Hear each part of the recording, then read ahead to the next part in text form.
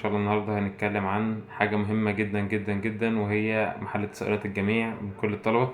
إن شاء الله النهاردة هنتكلم عن النوم الكتير وليه بننام كتير وازاي مش عارف اظبط نومي ومش بركز والكلام ده كله. بإذن الله جايب لكم شوية نصايح إن شاء الله هتحلوا بقى مشكلة النوم إن شاء الله. نخش في الموضوع على طول. نخش في الموضوع.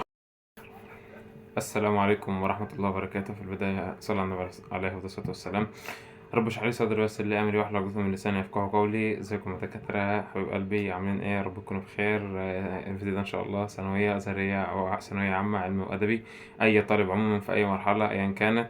ان شاء الله النهاردة هنتكلم عن حاجة مهمة جدا جدا جدا، وهي محل تساؤلات الجميع من كل الطلبة. ان شاء الله النهارده هنتكلم عن النوم الكتير وليه بننام كتير وازاي مش عارف اظبط نومي ومش بركز والكلام ده كله. باذن الله جايب لكم شويه نصايح ان شاء الله هتحلوا بقى مشكله النوم ان شاء الله. في البدايه بس كان اول حاجه كل سنه وانتم طيبين، يا رب يكون سنه سعيده عليكم ان شاء الله. ان شاء الله الايام تعود عليكم بخير، ربنا يوفقكم يا رب، وان شاء الله من نجاح لنجاح لنجاح، وربنا كده يكرمكم باذن الله وتبقوا احسن ناس في الدنيا ان شاء الله. بسم الله كده. اول حاجه طبعا بنتكلم في اي كلام كده، لايك شير على الفيديو عشان نوصل لكل الناس. ما ننساش تشترك في القناة عشان ان شاء الله الفترة الجاية نكون مع بعض على طول. خلصنا امتحانات بقى وانا خلصت امتحانات. ان شاء الله الفترة الجاية نكون مع بعض على طول، فما تنساش تشترك في القناة وتفعل زر الجرس عشان خاطر كل ما ننزل مشاركة بعنوان الفيديو اللي هنزله بإذن الله. تكتب الفيديو اللي انت عايزه في المشاركة ان شاء الله في الكومنتات، وساعتها بإذن الله هعمل فيديو ان شاء الله بالاغلب هجيب لايكات، وان شاء الله باذن الله الفتره الجايه اخلص كميه الطلبات اللي عندكم ان شاء الله كلها. ندخل في الموضوع على طول. نخش في الموضوع على طول. نخش في الموضوع. بسم الله.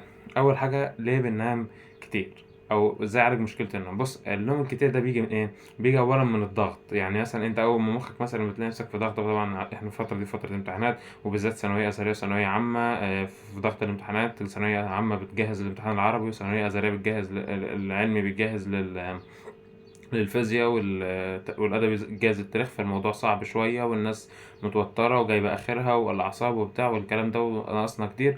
فانت اصلا مخك محطوط في ضغوطات ان انت المفروض تذاكر وتراجع وتحل وتعمل، فمخك ما بيلاقيش حاجه يهرب يعني بيعمل النوم ده كتير ده بناء على الهروب من الواقع. فهو اول حاجه بيعملها يلا ننام بس. فهو دي مشكله في النوم. طب تمام، اعالج المشكله دي ازاي؟ بص، اول حاجه كده الوضوء، المسح على الوش اولا.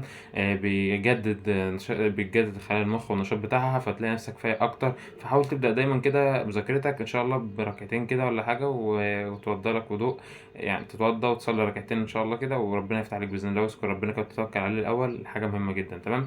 تمام. تاني حاجه، لازم أن يكون عندك شجاعه اتجاه الهدف بتاعك. لازم تكون فاكر انت داخل الثانويه ليه، لازم تكون فاكر انت داخل المرحله اللي انت فيها دي ليه، داخل الثانوي ليه، داخل الجامعه ليه. لازم تكون فاكر الحته دي كويس. سيبك بقى من الكلام اللي هو السلبي وان انا بنام كتير ومش بنام كتير. فلازم دايما تكون فاكر هدفك وتسعى ليه باقصى قدر ممكن من الطاقه اللي عندك وتجيب اخرك. تمام. فتهرب منهم بان انت لازم تكون حاطط هدفك قدامك، ولازم ان انت في دماغك كده ان انت خلاص انا مش هنام، لازم انا اذاكر وخلاص التارجت اللي عليا. شويه حاجات بقى كده بدائيه لازم نعملها. اولا، ما بلاش تذاكر في المكان اللي بتنام فيه. تمام. يعني الناس مثلا اللي بتذاكر على السرير وبتذاكر تحت البطانيه، فانت اصلا مهيئ دماغك ومهيئ نفسك للنوم اصلا. والناس اللي بتذاكر مثلا عندها تكييف في الاوضه، بسم الله ما شاء الله عليه، يروح جاي عامل التكييف على 19 و18 وخلاص بقى يلاقي الدنيا بقت تلج عنده جوه، بقى اشفى اصلا ده بسم الله ما شاء الله عليه. فيروح جاي ينام. ما انت طبيعي انت بتوفر لجسمك الجو المناسب للنوم، فهتلاقي نفسك نمت تلقائيا، مش محتاج اصلا مذاكره ولا حاجه. بالعكس بقى ان انت بتذاكر اصلا، فاللي هو انت بتذاكر عايز تنام والدنيا زي الفل عايز تنام، فالدنيا اصلا جايه معاك يعني خلاص انت هتنام اصلا. رابع حاجه، لازم يكون جنبك ازازه ميه كده، تشرب ميه من وقت للتاني عشان جسمك ما يوصلش مرحله الجفاف، فتلاقي نفسك بدات ايه تنام. ولازم كل ساعه على الاقل، لازم كل ساعه تقوم تعمل لك مثلا شويه تمرينات، اللي هو مثلا تقوم تحرك جسمك شويه، تفك رجليك، تفك نفسك كده وتتحرك شويه. تغير مكانك، يعني كل ساعه مثلا كده ولا حاجه، هتلاقي نفسك باذن الله الدنيا معاك زي الفل. خامس حاجة، لازم تخلي مكانك نظيف جدا جدا جدا جدا جدا جدا بقدر يعني لا تتخيل. يعني نظف مكانك كده لما تقعد تذاكر، بلاش تذاكر في مكان معفن وتاكل في المكان اللي انت بتاكل فيه، مش عارف ترمي قشر بتاع هنا وترمي قشر حاجة هنا والمكان بتاعك يبقى مبهدل. سادس حاجة، بص، اضحك دايما على عقلك وحط قدامك ان انت كان مثلا انت قدامك حاجة واحدة هتذاكرها. يعني ايه مثلا؟ يعني مثلا ما تحطش قدامك مثلا الفيزياء كده، وانت طبعا ممكن تكون مثلا عامل نفسك جدول، مثلا النهارده اذاكر فيزياء وكيمياء مثلا وانجليزي، فاللي هو انت حاطط فيزياء كده والكيمياء والكتب بتاعت الكيمياء والانجليزي هنا، فاللي هو انت دماغك اصلا بتيجي تبص كده، اللي هو انت مصدوم انا هذاكر ده وده وده، فاللي هو لا، ما تعملش كده. يعني انت اصلا المفروض تحط قدامك كتاب واحد بس، الكتاب اللي انت بتذاكر فيه بس. يعني حتى انت لو بتذاكر مذاكره ما تحطش كتاب الحل قدامك، حط كتاب الحل مثلا في الدرج مثلا او في اي حته تانية ما تبينوش قدامك، خلص مذاكره بعد كده نزل كتاب المذاكره وطلع كتاب الحل. تمام. سادس حاجه وهي المنبهات. المنبهات مهمه جدا جدا جدا، يعني بص هتلاقيها بتفرق معاك، هتفرق معاك كويس قوي. هتلاقي نفسك بتفوق كده وبتفوق وبتاع، وما تفكرش المنبهات مضره، هي كترها مضر، كترها مضر. تمام. ولو انت عندك مشكله منبهات فبلاش منبهات خالص. تمام. جينا بقى للحاجة اللي هي المحورية. بص ربنا بيقول في القرآن الكريم بسم الله الرحمن الرحيم في سورة النبأ: وجعلنا الليل لباسا وجعلنا النهار معاشا. تمام. قال لك وجعلنا الليل لباسا وجعلنا النهار معاشا. انت اصلا نومك مش متظبط. هتقول لي مثلا في ناس بقى بأمة الليل والكلام ده، ده نومه متظبط على بالليل، بيذاكر بالليل فل الفل ومش بيشتكي اصلا. انت بتشتكي من النوم، فخلاص امشي بقى على السنة وامشي على القاعدة اللي ربنا حطها لك.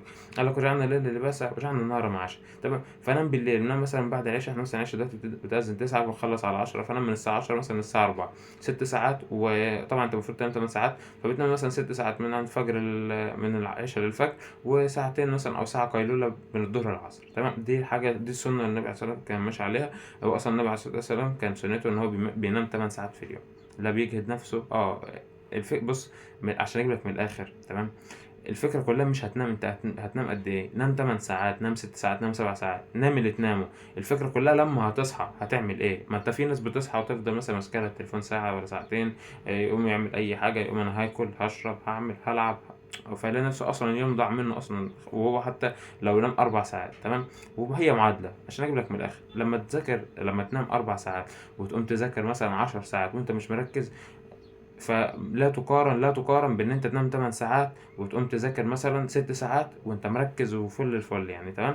انا عن نفسي النظام اللي بمشي عليه الحمد لله، بنام من بعد العشاء كده، من العشاء مثلا ممكن الساعة 10، يعني مش بنام من العشاء قوي، ممكن مثلا 10 ونص 11 بنام وببدأ. ده نظامي. حتى انا كنت مثلا في السكن بتاع الكلية بينام مثلا الفجر، كان بينام الفجر. تمام. انا ماليش دعوه بحد، انا بنام من العشاء، اصلي العشاء، اطلع اغسل سناني بتاع مش عارف اظبط اجراءاتي كده، وبعد كده اروح جاي داخل نايم. تمام. بس اقوم الفجر. تمام. ابدا بقى اذاكر من بعد الفجر. تمام. وبعد كده اروح جاي بنام لي ساعه مثلا من الظهر للعصر، بنام لي ساعه كده ولا حاجه قبل العصر، واقوم اصلي العصر ابدا بقى بقية يوم عادي.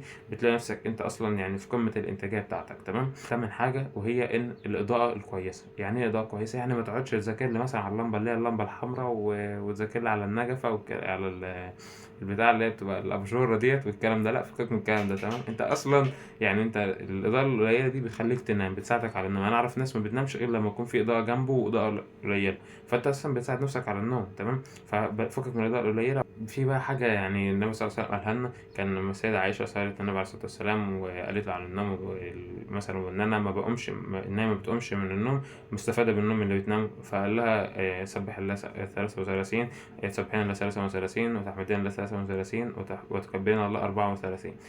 ذلك خير من خادم، خير لك من خادم. تمام. فديت هتفيدك على النوم قبلها. وأذكر النوم بقى طبعا آية الكرسي وسورة الملك عشان منجي من عذاب القبر وكده. فلازم برضه تعمل شوية الحاجات دي قبل ما تنام.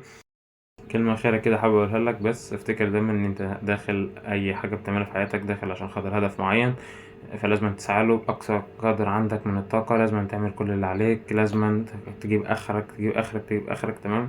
فدايما كده افتكر دايما هدفك، وحط دايما كده السكر قدامك كده عليه هدفك اللي انت داخل على السنة عشانه. أنا إن شاء الله هبقى دكتور، إن شاء الله هبقى إعلامي، إن شاء الله هبقى كذا، إن شاء الله هبقى كذا. حط دايما هدف قدامك. إن شاء الله هجيب امتياز زي ما أنت في الكلية، إن شاء الله إن شاء الله. لازم تحط هدفك قدامك، لازم تحط مجموعك قدامك، ترتيبك على مثلا لو أنت عايز ترتب على مدرسة قدامك، لازم تحط دايما هدفك قدامك عشان خاطر تفضل دايما تسعى ليه. وبكده نكون وصلنا لاخر الفيديو. ما تنساش تصلي على النبي عليه الصلاه والسلام، لايك وشير على الفيديو عشان يوصل لكل الناس. ما تنساش تشترك في القناه عشان خاطر يوصلك كل جديد. ما تنساش تصلي على النبي، ما تنساش تقول لي رايك في اوتفيت العيد كده عشان خاطر يعني ده اقل حاجه عندنا يعني ان شاء الله. ما تنساش تصلي على النبي. السلام عليكم ورحمه الله وبركاته.